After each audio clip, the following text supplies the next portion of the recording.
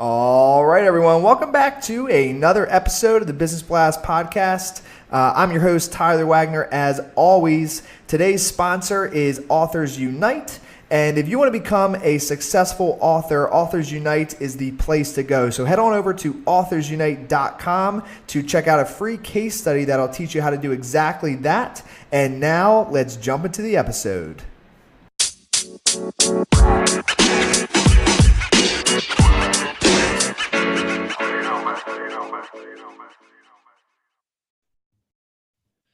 All right, everyone. Welcome back to another episode of the Business Blast podcast. I'm your host, Tyler Wagner. Today, I got Ryan White with us. Welcome to the show, man.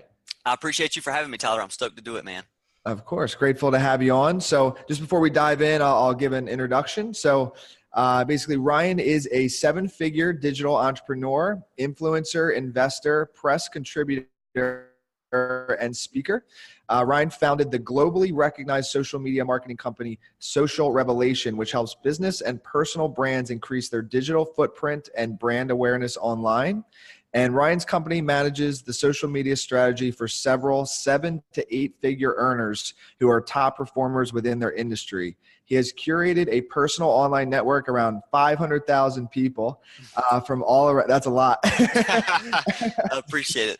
From all around the world. Ryan has also been featured on various entrepreneurial and business podcasts such as Entrepreneur on Fire, Underdog Empowerment, The No Excuse Show, and on the live television show Good Morning La La Land in West Hollywood. So, again, welcome to the show, brother. I'm pumped to have you here. I appreciate it, man. I'm stoked. I know we're going to deliver some huge value to your audience. Yes.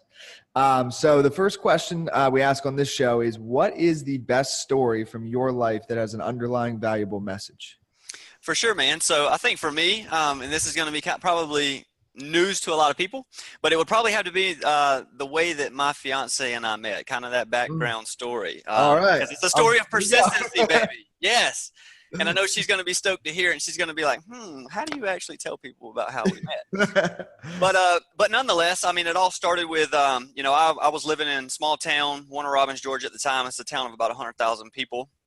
So again, coming from a town even smaller than that, like growing up of 3,300 people, you just don't see people like, Nadia Bradley from Austin, Texas, kind of walking the streets, if you will.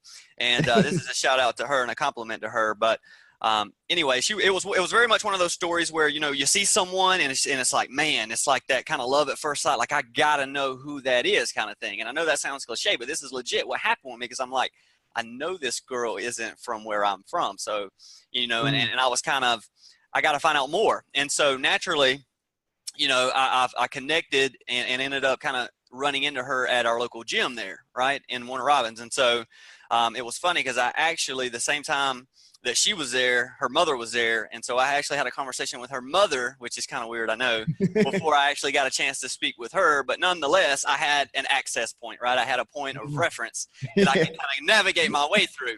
And so that's kind of what happened. And, her mother, kind of gave me her number, kind of introduced me to her. And, it was, again, she definitely played hard to get, brother, because let me tell you, we actually set up, our first date, if you will, and I was stood up actually on that date. And so again, for a lot of people that know me, bro, I come from a very small town. So again, big fish, small pond, like things usually go my way, right? It was the first time in life where adversity kind of slapped me, and I was like, okay, things aren't going your way. And I was kind of scratching my head like, is this for real? Like, she just told me 30 minutes before we're supposed to go to this event, that she ain't going. And so anyway, I ended up actually going because it was a sporting event, obviously, people that know my background. And so now that I kind of, in hindsight, look back, I kind of see her point. Hey, a sporting event is probably not the best place to go when you're trying to meet someone for the first time. So she did flake on me. And but the whole point of that was literally, dude, I was faced with adversity, and I knew, I was like, man, this is the first time I've actually been shut down. So now she's got me, right? I'm hooked. Yep. And so, but kind of like entrepreneurship, man, just being persistent and like consistent with with your target. So I don't ever want to say that women are targets, but in my mind, in this example, she was my target, right? She was my goal, like my dream girl that I got to get to know. And so literally, dude, 3 to 4 weeks of, and a lot of people would be like, listen, man, this girl's not replying to you. She stood you up on your first date. She's not interested, bro. It's time to like cut the cord and move on. Well, not for me, right? I had to get to know, and find out about this girl. And so I stayed persistent with it, man. I was super consistent. I was like, hey, just give me one date. One date, literally, that's all I need. And sure enough, it was about 3 to 4 weeks later, she agreed to go with me to Longhorn Steakhouse in Warner Robins, Georgia, man. And now as we sit back and talk about it, she said it was literally the best first date that she's ever had because I was so like intrigued with getting to know who she was. She said for the first time in her life, she actually had a real conversation where someone spent the whole entire evening asking her and getting to know her versus talking about themselves.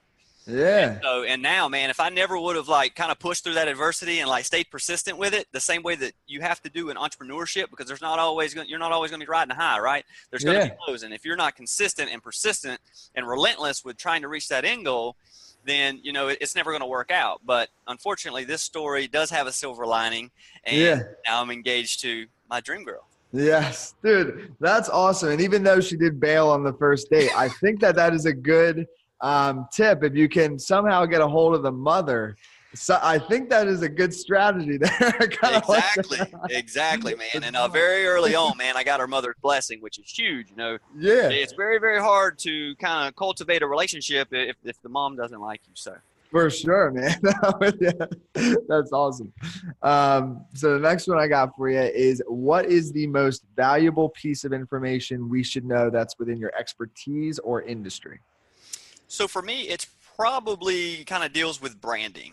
People that know me in the industry, they kind of consider me a branding expert. So for me, my answer would revolve around branding and digital marketing. And the reason is because, in 2019, moving into 2020 and 2021, digital marketing and like social media and just the opportunity that surrounds that is literally so huge. It's such a lucrative space. And so I feel like a lot of people are literally brain dead and walking around like zombies just using social media for pleasure, right? You just see people just scrolling through all the time and swiping through their Instagram feeds. And it's like, for me, it's trying to get people to wake up, and say, hey, listen, you literally have access to 1 billion active users a month right in front of you. We live in a day and age where you can literally get in touch with some of the most powerful people on the planet through social media.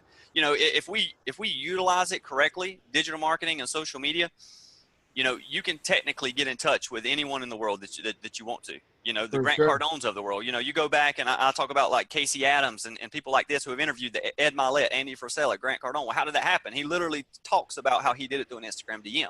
So it's this mindset of now's the time to get started. A lot of people walk around, number one, they're not aware. So it's becoming aware that there is, opportunity around the space. Number two, people think that they've missed the boat. Well, I see Ryan's 28 years old and has over 500,000 people following him. And I'm, 31 and I don't even have an Instagram page. So it's too late for me. Yep. And the reality is it's not, now is the time to get started. So I think the biggest piece of advice from my industry would be to just understand the massive opportunity that now sits and awaits us, realizing that there's only going to be an upward trend over the next 5 to 10 years, right? It's not going anywhere. I mean, I think there was a statistic that came out in 2017 where digital advertisement just surpassed TV and radio. So what does that tell you, right? What does that tell you? That means that all the businesses and the way that marketing traditionally is being done, it's now changing over to this digital space. So now's the perfect opportunity for people to come in and take advantage of it. Yeah, dude, I couldn't agree more. And it's a similar story. I got to interview Gary Vaynerchuk. I'm sure you're, awesome. familiar. Yeah, I know Gary. And like that was actually from a tweet. I had interviewed a woman, and then she was kind of like acquaintances or something with him, and then she tweeted at him after the interview, and there it was. And it's as simple. It's as simple as that, but it just takes some like persistence and also like just being okay with no. Because if you reach out to Cardone, Gary Vee, and like all that, like you might get a bunch of no's, but eventually with persistence, like you might get them on your show. But you are for sure. Yeah. I mean, if you're relentless with anything, I feel like it's going to manifest and take hold, right? It's going to come to life. And so that's the biggest thing is I feel like people give up too early. Hey, I'm going to try something for 3 or 4 times. And if it doesn't work out well, I guess this method, I'm just going to write it off. And Yeah. that's just the wrong approach to take, especially in entrepreneurship. But yeah, man, I think that's good stuff. So the next one, and I think it's what you just said is relevant to really any business, just because, you know, online social media is for really any business at this point. But what is your best piece of overall business advice that's not necessarily industry specific? I got you. So probably it's, you know, taking massive action. Number one, you know, and everyone that knows me knows Grant's my guy when it comes to mentorship. But, you know, the biggest thing that I found out very early on was the more action you put in eventually, okay, and everyone's path looks different, but eventually it's going to lead to results, right? And then, you know, you have to couple massive action, though, with networking. So 100%, I built my whole entire business through networking, right? Through partner firms. So a lot of people know that Social Revelation has 9 partner firms around the world. So that allows me to sit here and talk to you, Tyler, for instance, and the business still kind of be bringing in clients and making money, right? So it's this whole idea that, you know, if you want to go fast, go alone, right? But if you want to go far, you got to go with others, okay? And so partnerships and networking is huge. It opened up my eyes, you know, honestly, into entrepreneurship. You know, coming from the South, and I don't know how far or how long you've lived in the South in Miami, but, you know, born and raised here in Georgia, we're bombarded and beat to death with, you got to go to college and get a degree, and you got to go work for someone else, right? And that's all we're told. You know, both my parents, you know, they've been teaching for, you know, in education, like for the state for over 30 years. And so naturally, you know, that was kind of what was beat into me was, hey, if you want to be successful and be secure, you can go get you a degree. You can, you know, become a teacher, and you can coach baseball just like your dad did. And it's like, there are other ways, but, you know, than corporate America. But in the South, I feel like we kind of have this blindfold over our eyes. And so through me networking, right, and taking my first trip to Detroit, Michigan to meet some business partners of mine who shared the same morals and beliefs that I did, and Alex, you know, Lombard being one of those people, you know, you start to see these 24, 26-year-old kids, you know, doing 6 figures a year and working for themselves and having time freedom. And it was just like that whole veil that had been over my eyes, you know, for my parents and everyone else, had just for the first time had been revealed.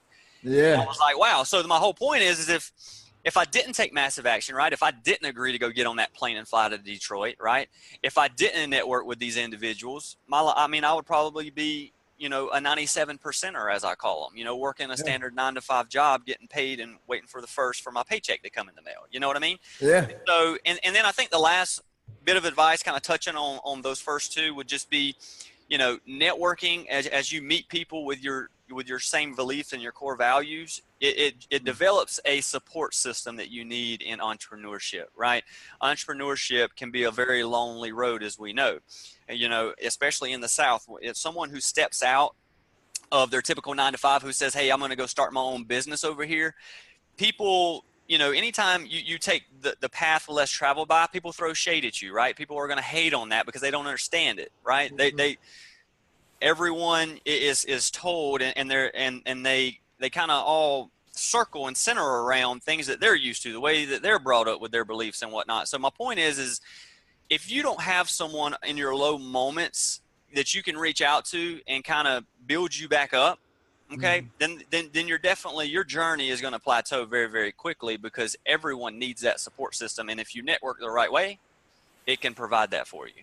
Yeah, man. I agree. I think networking for me has been like everything. Are you going to GrowthCon? To 10X? I want to go to GrowthCon, man. But like I said, I'm getting married literally March the 9th. Oh, I got so much going on, bro. I can't yeah. on just because of that. But I feel yeah. No, I think that's more important. but yes, it would. Trust me, it would be bad here at the White House, if you will, if I didn't prep for the wedding. But I do plan on being at the next one that I can be at for sure, because again, you know, in the world of entrepreneurship, networking, that's a great event. You know, as Grant says, you need to pay for access, and this event is going to have some of the most powerful people in the world. So 100%, if you can be there, and if I could be there, I would be there. Yeah, absolutely. So, are you going? Yeah, I'm going. That's awesome, man. You're going to have to FaceTime me or something. I will, dude. I will.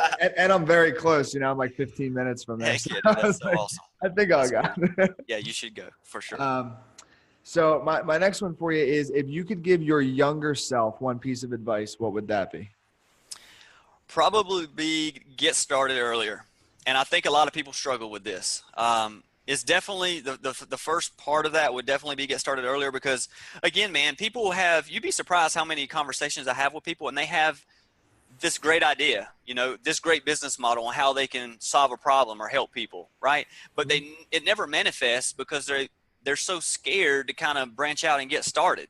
I tell people all the time who have 9-to-5 jobs, you're putting your security in something that's false. It's a false sense of security. Sometimes I talk to people who they have a big dream or aspiration to be a CEO of a company, and I'm like, well, dude, why don't you do that? And they're like, well, I know exactly what it is. It's the fact that you have false security that you like that paycheck coming in the mail at the first of every month. But the problem is that's a false sense of security, because time and time again, you hear people in stories about how I worked for this company for 30 years, or my dad did.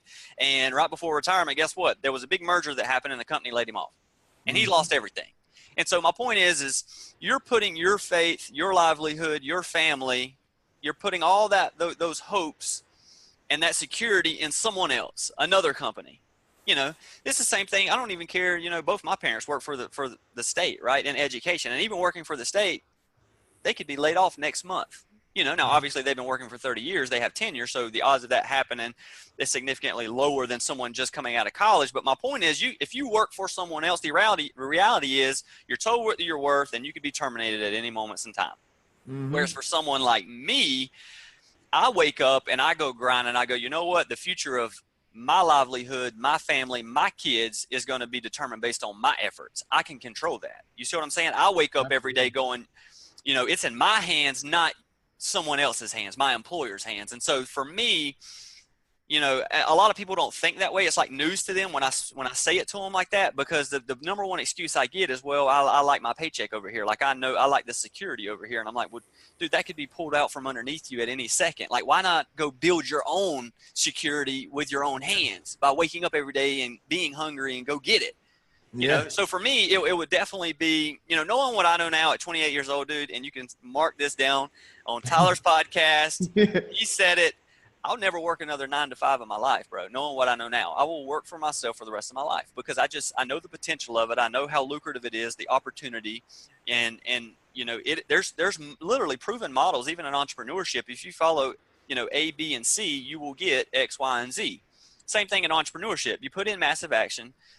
You network with the right people. You put in basically habits that will lead you to success. Get around positive people, read an audiobook every day, listen to podcasts, and just navigate your way, to basically have a mentor who is inside your space, who is doing what you already, or what you're trying to accomplish, they're already doing. Okay. Let that, it's called ranking up, right? So if we have a mentor and we buy into this idea of ranking up, we have no choice within this formula to be successful. That's going to happen. It's just a matter of when. And so I think that's the biggest thing. And then the other one is just time management. I think everybody, faces the time management issue. Entrepreneurship can really pull you in all kinds of different directions. So for me, it's just, learning to better manage my time in order to set yourself up. And it's this whole idea of, the automate, eliminate and delegate. You've probably heard this before, but it's a strategy that you can, use to, write out everything that you do in a given day, right? Everything that you handle, and then go through and basically write out, automate next to it, eliminate it, or delegate it. Because the reality is we should only, as entrepreneurs, be spending most of our time on the top 3 things that we're good at. So if I write out 10 things a day that I'm doing, the odds are only 3 of those things I'm really, really, really good at. I'm just average at the rest. And so the whole idea is I can free up a lot of my time if I go find, hire, or just eliminate the other 7 of those 10 things that's costing me valuable amounts of time that I could be spending with my family. Yeah, dude, that was an amazing answer. I appreciate it, dude. I appreciate it. I couldn't agree more. And I think that's, I tell a lot of my friends from my hometown that like, and I don't know why, from a young age, dude, I always kind of thought that like having a job actually scared me. Because I was like, I don't have control over what this guy does, or 100%. Who's ever leading the company that I'm working in. Like, I don't have control. So, right. And I don't know. I think maybe, I guess a lot of entrepreneurs, that's what led me to wanting to start a business. One of the things was that I needed that control. because I was 100%. like, I would have like anxiety, man. I couldn't like sleep. You know? Well, yeah, that's the thing, man. You never know when you walk in, like, oh, is he having a bad day? Did I say something he didn't like? Yeah, Boom, dude, it's not good. you know what I mean? And it's just crazy, man, because, and I obviously won't mention any names, but I know someone now who's kind of taking that very first step into, doing something outside of a 9 to 5. And what's crazy about it is, this particular individual told me it took them 9 years to build up to this level of income that they were experiencing. And in their entrepreneurship journey through networking, massive action, and just saying, hey, I am going to be in control of my own destiny. In 3 months, she made up after she quit. She is now doing the same amount of revenue, but did it in 3 months. What took her 9 years for someone else to tell her she was worth. I love it. It's just the reality, man. It is. I do think there's a huge wave though of entrepreneurship that's about to like streamline and hit this country. Oh, for sure. You definitely want to be at the forefront of that wave. Yes. So, but yeah, man, good stuff. Yeah. No, thank you for that answer, man. I appreciate it. That was maybe, I don't know if I should say this live. That was maybe the top answer on this podcast. That was good. Awesome. I appreciate it, man. I appreciate it. Good stuff. So my next one's kind of going a little bit down a different route. So in your opinion, what is the key to happiness? The key to happiness for me would probably be passion in what you're doing. And I say that because one of the biggest lows in my life was around a time period when I was working for someone else and feeling like I had to do that simply to pay bills. You know what I mean? I had no passion at all in what I was doing, which leads to, by the way, unfulfillment, right? So every day I remember going into work and I felt like I was only doing this to draw a paycheck so that I could pay my bills because that was what I was supposed to do. Okay. And that was the situation I was in when I graduated college with my bachelor's degree in accounting, so a lot of people don't know this, and this is not a knock on Tennessee State Bank. I am grateful for them and everyone who works there. Just, again, going back to being a 10-year-old kid who had big dreams and aspirations of running a multi-million-dollar company one day, once I graduated, I was working as a bank teller, because that was really the first person who said yes to my resume. Okay. And so me at 21, 22 with $40,000 to $50,000 in student loan debt, I took it because I felt like I needed to in order to be a man and be able to pay my own bills. And that was a 6-month period, man, of no passion at all. I'm literally working, as people say, going through the motions to earn a paycheck. I'm super unfulfilled. I'm in a low place. I was a baseball guy my whole life. So someone who, was always, and not to boast or anything, but one of the better kids on the team growing up. So, I was kind of facing the whole question of, are the better days of my life behind me now? You know what I mean? Is this what I'm going to be doing and how I'm going to feel for the next 30, 40, 50 years? And so luckily, like I moved from Tennessee back to Georgia, kind of found myself again and got my way back into baseball through, private instruction. And I was super passionate, right? My first love of my life was baseball. So the moment, 6 months of literally, I'm in one of the lowest places of my life within a month's time of me getting back into baseball and doing a job, right, and reporting to work to something I'm passionate about, changing kids' lives and making a difference in the world. It's just crazy how my demeanor changed. And at that moment, because I was passionate, all the feelings, thoughts that I had as a 10-year-old kid of big dreams and aspirations started to manifest again, right? I had lost out on that for those 6 months that I was doing something, just going through the motions, And so for me, the biggest takeaway 100% in my life is you have to be passionate about what you're doing, because if you're passionate about what you're doing, you're going to want to spend more time in it. If you're spending more time, you're going to get better at it. If you're getting better at it, you're eventually going to become an expert at it, right? When you're an expert at it, people take notice and they want to be affiliated with you within that space. And so when that happens, naturally, you make more money.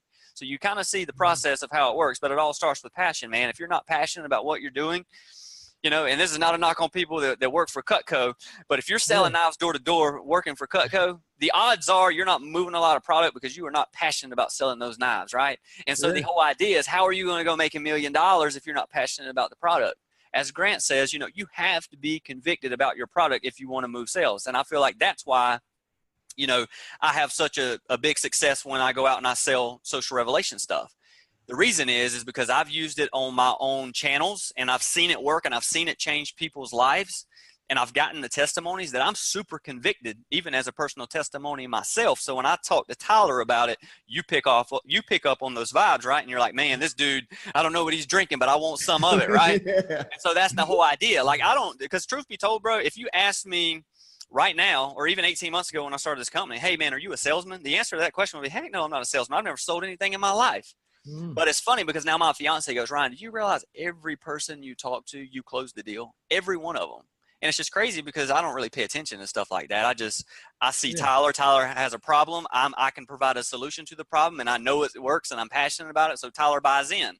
I don't really see myself as a salesman, but it all comes from the passion. Yeah. So passion is my answer. Yeah, dude. Yep. We'll just move to the next one. I appreciate it, man.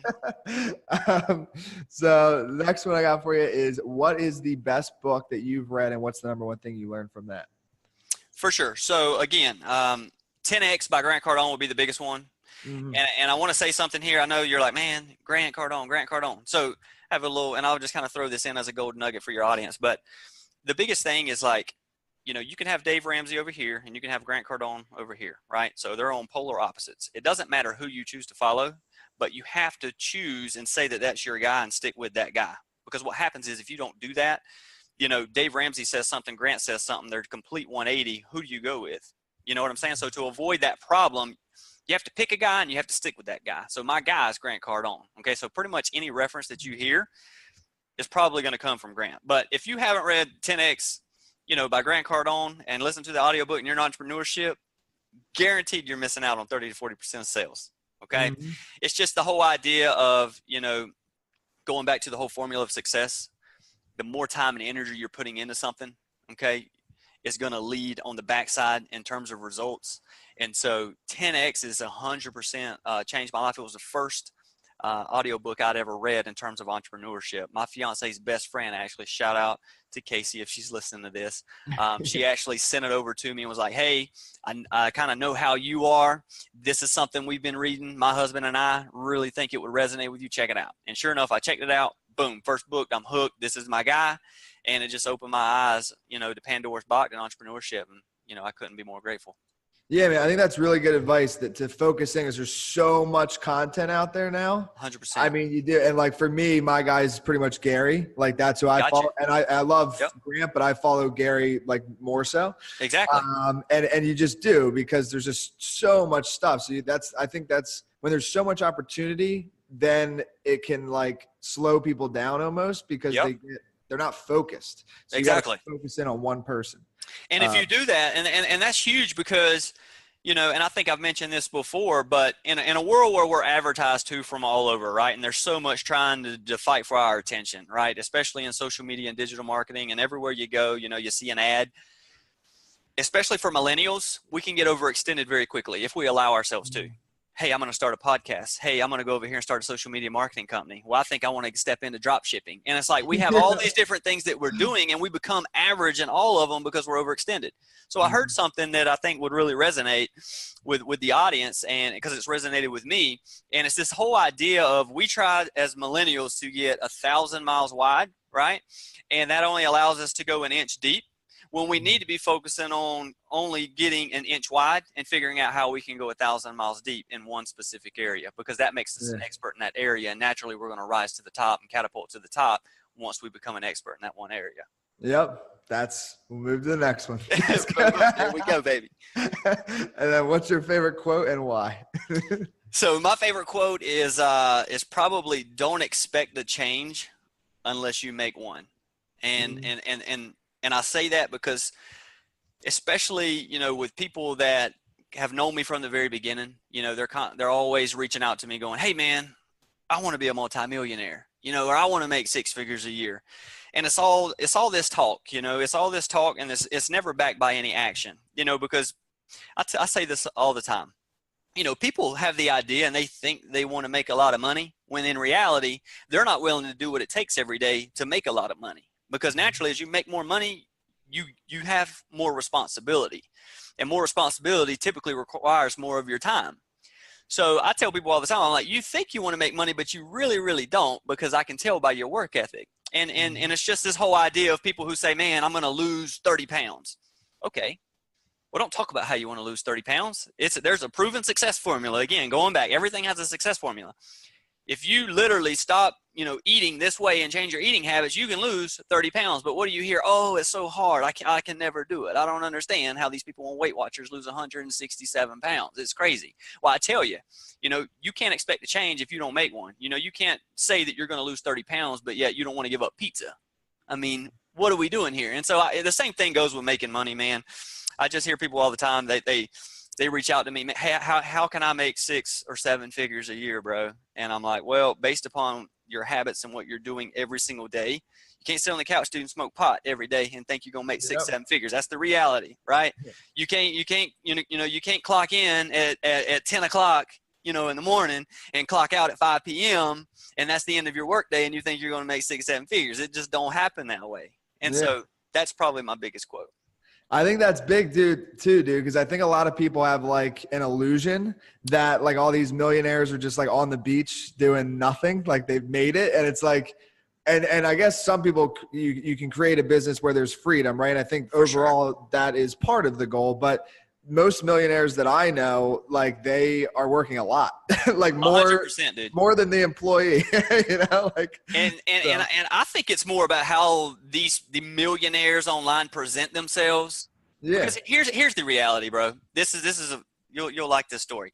So we have a pool here where I'm living. Right, I'm at a pretty nice apartment community here in Buckhead, Atlanta, and super cool pool. I've been to that pool. We've been here now for 7 months. I've walked by the pool once. I've sat at the pool another time. So I've been to that pool twice. I posted a Snapchat story and an Instagram story of me literally laying back. The one time I've been there, like chilling with my laptop of me at the pool. Everyone jumped ship and was like, bro, I wish I had your life, man. Like, you literally making all this money sitting by the pool every day. Like, and in my mind, I'm like, dude, you have no idea. Like, the only reason I'm at the pool right now is because if I didn't come here, there was so much going on. Like, I literally just wanted to go dig a hole and, like, get in it because that's how busy I am right now.